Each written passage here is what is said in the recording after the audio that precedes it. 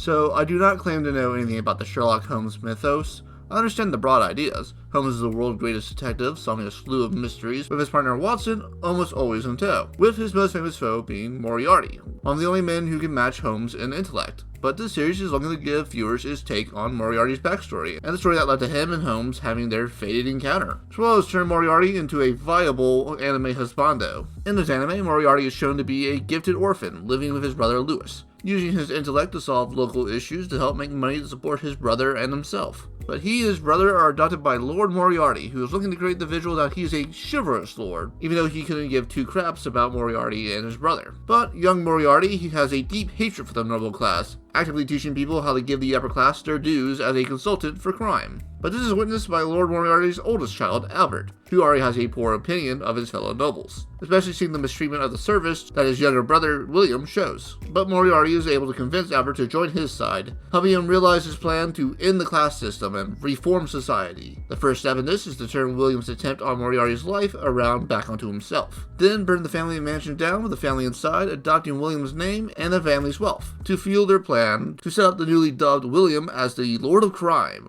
going around committing perfect crimes, offing corrupt nobles and exposing their misdeeds to the public, while also looking for a dancing partner, if you will, for his final act, where he plans to lose to the hero of his choice, all for the purpose of inspiring the change he is looking for. In action, this translates to Moriarty going around and encountering various corrupt lords and learning of their crimes. William and Co. will then concoct a plan to kill the lord, usually in some way indicative of their said crime. Example, killing a lord who refused to share his medical influence to save a servant's child by poisoning him and removing the cure before he can get to it. The series then adds a layer of complexity by adding new characters to the formula, from the combo of Holmes and Watson to the secondary antagonist in the form of Charles Milverton, as we work to the final fated encounter of Moriarty and Holmes. So one thing viewers might notice is that the series is doing its best to weave in as much of Sherlock Holmes' stories and mythos into the narrative, while I did have to do some research to figure that out. Moriarty's two brothers take their inspiration for their design from the two different incarnations of Moriarty's canonical brother. Several figures from Sherlock Holmes' rogue gallery also make appearances, such as the previously mentioned Charles Milverton.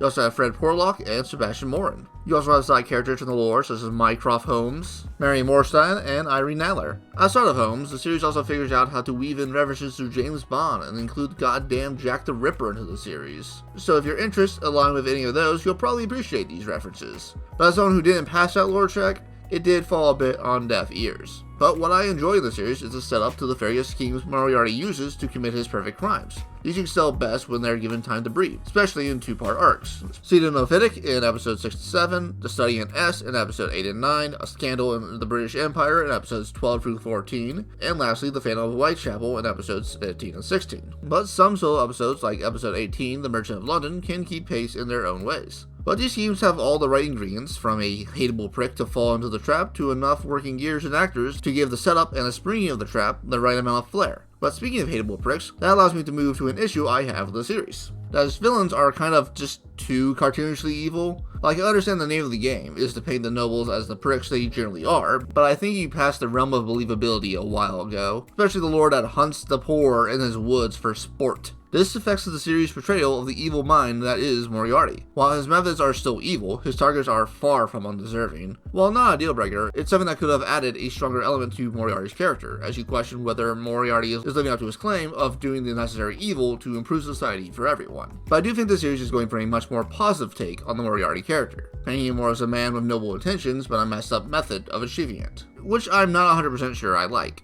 But I think the characters themselves help make up for it, as I like the characters and the relations they share. Moriarty and Sherlock, of course, is the most important of these relations, and boy, there are some serious homoerotic undertones. But I think the dynamic between Sherlock and Watson is great. Irene Adler gets some serious love. I love the dynamic within Moriarty's gang, which is very well shown in the Phantom of the Whitechapel episode, but it doesn't get as much screen time as I believe it should. But I'm going to say that the series is good. I like the various schemes and characters, and if I like it without knowing that much about Sherlock Holmes, it must be doing something right.